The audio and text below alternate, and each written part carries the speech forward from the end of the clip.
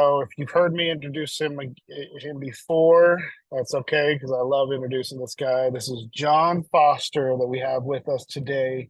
Him and his wife Leslie, they own a team that do a couple $100 million out in the Bay Area, out of Castro Valley. He's a phenomenal man. So he'll be bringing us the 10 minutes of fire about mastering sales. John, take it away. Drew, thank you so much. Good to see you again, my friend, and always good to be in your company. Okay, I've got 10 minutes from what I understand from Drew and Brent, and I'm going to try to give you guys as much value as I can in 10 minutes, and I promise to do the best job that I can. How are you guys doing today? Hopefully well. I'm going to just try to hit a topic that obviously we're all facing with the NAR settlement that's coming into fruition and into effect in your markets. Unless you're one of those MLSs that's not part of the NAR, but that's that's another topic. But what I want to talk about today with you guys is your discussions with your sellers that some of you have already had and that some of you absolutely will be having as these changes take place. I hope this is going to bring a lot of value to you guys. And really what I want to discuss in great detail is the commission option to offer the buyer's agent compensation. Okay, and how does that conversation look like with your seller clients? What should it look like, in my opinion? And what's it going to look like after August? So all of you guys are seasoned agents for the most part, and you all understand this, but I just want to deliver the most value that I can. And just to break this down is that the options that sellers have after this NAR settlement have not changed, right? You guys all know sellers right now, today, or a year ago, or 10 years ago, had an option to pay the buyer's agent zero, or I should say offer zero to the buyer's agent. So what does that topic look like? I'm going to go through a scenario today that I think is a very real scenario. And the scenario that I want to present to you guys is you get a call from a seller that has that hot home. Who's ever listed that hot home? It's in the nicest neighborhood. It's on the largest lot. It's got the guy put, or the couple put $500,000 in the backyard and the swimming pool and the water feature and the water slide. It's that house, right? It's the house that's going to have a line of cars down the driveway. And so I'm going to I'll use myself as an example. And the seller's going to say, well, John, I mean, you know that this is going to be the hottest listing in the neighborhood. This home's going to sell itself. Who's heard that one before? This home's going to sell itself. You just go, Aren't those transactions usually the most complicated? We all know as professionals, the answer to that is yes. So that hot home scenario, I'm personally going to sell over 80 homes this year. So I want to come to you guys from a place of I'm in the trenches, right? So I'm doing these conversations, having these conversations. So the next thing that seller is going to say to you is, hey, because this is that hot home and it's going to sell itself, John, I don't need to offer a commission to the buyer's agent because, again, this is going to be the hot home and this is going to sell itself. No problem, Mr. and Mrs. Seller. Let's run through that. So basically, I just had this conversation with somebody, a real seller, and that's what I thought would be of value to you today. Because I went through this scenario and I said, I agree with you, Mr. Seller. You are going to have the hot home. This is like a $2.5 million property. This is not a low price point. Tons of equity. I said, Mr. Seller, how many people do you think are going to come to the open house? Oh my gosh, you're going to have 100 people easily. I said, we might even have 150. Do you think that'd be too much? Or am I exaggerating? Oh, no, John. Yeah, we could have 150. I mean, you saw the pool, right? In the backyard and all these things. Absolutely. I go 150 people. I go, okay, and I just want to understand correctly. We're not offering a compensation to the buyer's agent, correct? Yes, John, that's correct. Okay, no problem. So what I'm going to do is your listing and navigate, speaking to all 150 people, correct? Because we're not allowing them to, or at least we're not telling them we're going to cooperate. They can pay their own agent, right? But I go, of the 150, do you think we can get 10% excited about making an offer? What's 10% of 150? 15? Okay, so in my market, that would actually be very reasonable and realistic to expect 15 offers on this property. I go, no problem, Mr. Seller. So of the 150 visitors from the open house, we're going to get 15 that say they're going to make an offer. So I'm going to just because we've just talked about the compensation, I'm going to let all 15 of those very excited buyers who love your backyard and love the pool and all the money you've spent on this entire amazing property, And I'm going to kindly and respectfully and professionally let them know that this seller is not offering any compensation to their agent. And by the way, Mr. Seller, what we know from statistics is those 15 buyers that are all super excited, 80% of them have their own agent. 80% of them. 20% are unrepresented. So of the unrepresented ones, maybe there's a few of those.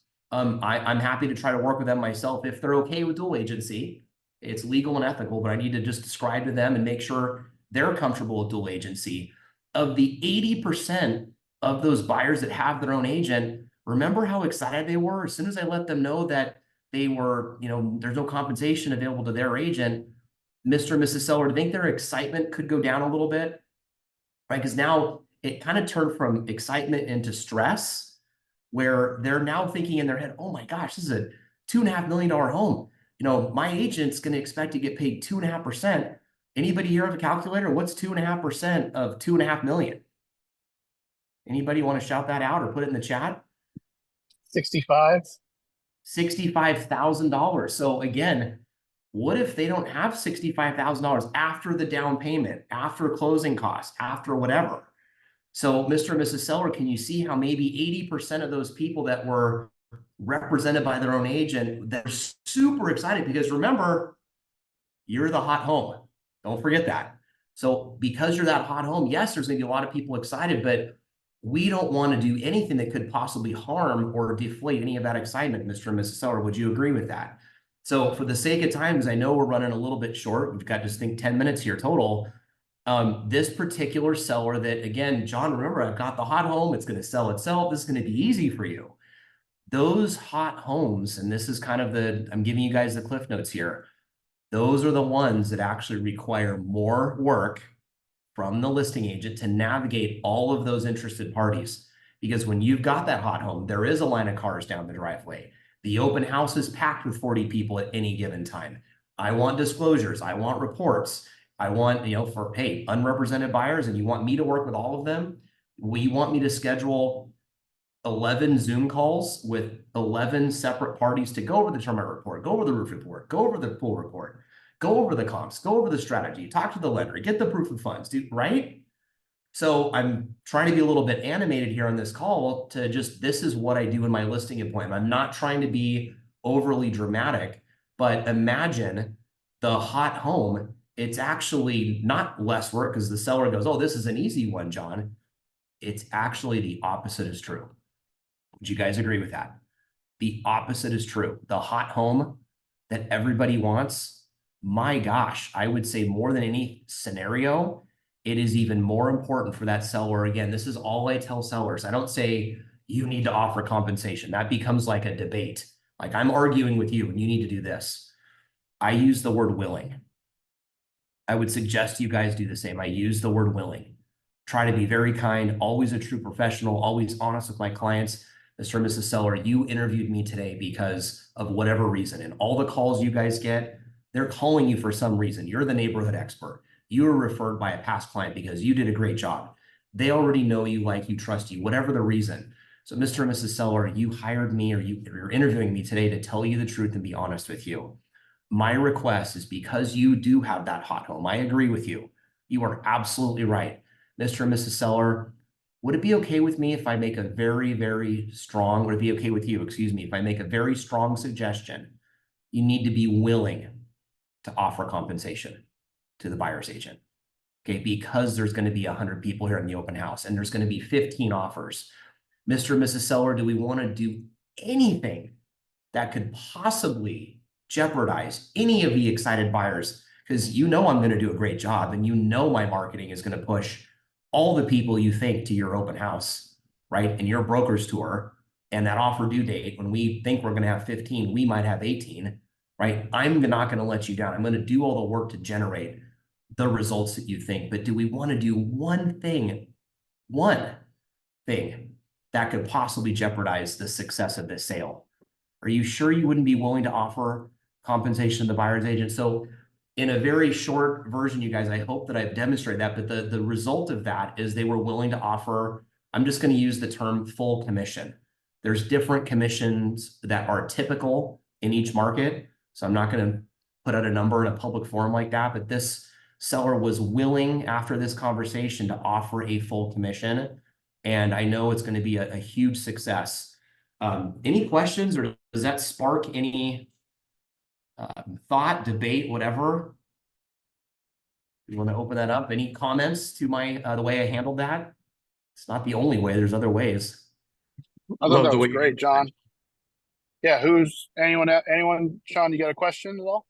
No, just going to say thank you so much. Love the way you handled that. Thank you so much, Sean. I did a entire YouTube video on this topic. I have a YouTube channel called The Winning Agent Movement. If it's intriguing to you guys, title of the video is "What Does the NAR Settlement Mean for You?" It was really geared around listing agents. Are most of you representing sellers or buyers? Either way, it sort of doesn't matter. But if most of you on the Zoom here are focusing your business around being a strong listing agent, my hope is that if you do want to watch that video, I posted the link in the chat there, you will find some value with it, because what I'm really seeing in my market is crazy. It's volatile. I've said to my team for years, we work in the craziest real estate market in probably the country here in the San Francisco Bay Area. I mean, lots of money, multi-million-dollar homes, aggressive sellers, demanding sellers. I mean, it's like we've got to come at them with strength, because you come back with any sign of weakness, you are gone. And so I've had to sharpen my skills. I've had to be quick on my feet. I get crazy objections thrown at me all the time. And if I'm not sharp on my skills, I'm losing the listing. And I don't like to lose. I don't know about any of you guys, but that's why my YouTube channel is called The Winning Agent Movement. I like to win, but I say this very humbly. We have to earn the business, and the business is going to test us. Our consumers and our clients, they're going to be testing us over the next 12 months more than we have ever been tested before. And I hope you guys got some value out of what I shared today. There's more in that video that I broke down, that I actually did film this video, if it's helpful to you guys, in such a way Yeah, that John, why don't you text that to me? What I'll do for everybody is I'll get that over to Rob. We will send it out to our email list, which I think everyone here is on. Okay. Because this has been great. This is phenomenal. And what I love too is that, everybody just remembers to keep in mind that John and his wife Leslie are for sure in the trenches, right, with all of us, and doing this on a daily basis. So this is great. I appreciate great that, information. And you're so right. I mean, I do think that we will be tested quite a bit. And I think that everyone just always be pushing to bring more value. This is a time in the market that there is a tremendous amount of market share that is up for grabs. There are people that will not be able to sustain, which just makes a bigger opportunity for you to take that market share. And when it starts taking off again, it will just amplify. So thank you again, John, so much for your time. Everybody give him the clap.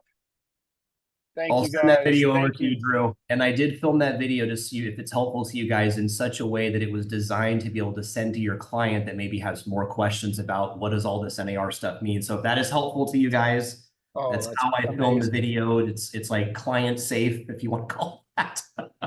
I hope that helps you guys. Thank you so much, John. Everybody, thank you so much. You'll be seeing Brent back on next week. We appreciate you guys. Have a great week.